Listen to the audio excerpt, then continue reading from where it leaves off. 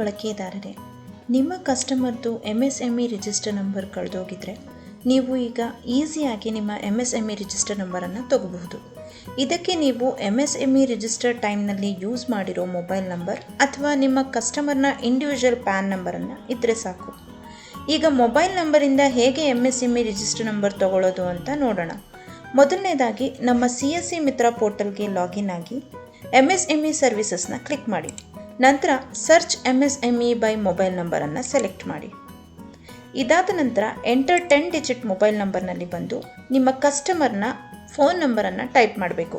ನಂತರ ಸಬ್ಮಿಟ್ ಅಂತ ಕೊಡಿ. ಇಲ್ಲಿ ನಿಮಗೆ ನಿಮ್ಮ ಕಸ್ಟಮರ್ನ ರಿಜಿಸ್ಟರ್ ನಂಬರ್ ಮತ್ತು ಬಿಸ್ನೆಸ್ನ ನೇಮ್ ಕೂಡ ನಿಮಗೆ ಡಿಸ್ಪ್ಲೇ ಆಗುತ್ತೆ.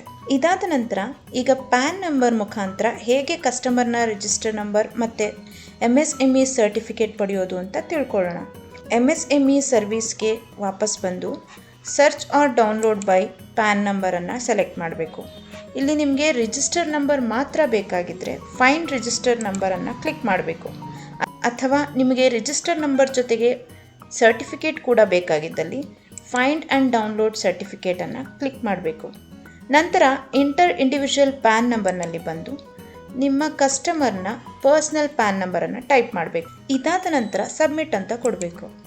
ಇಲ್ಲಿ ನಿಮಗೆ ನಿಮ್ಮ ಕಸ್ಟಮರ್ನ ರಿಜಿಸ್ಟರ್ ನಂಬರ್ ಮತ್ತು MSME ಸರ್ಟಿಫಿಕೇಟ್ ಎರಡೂ ಕೂಡ ಡೌನ್ಲೋಡ್ ಮಾಡೋದಕ್ಕೆ ರೆಡಿ ಇರುತ್ತೆ.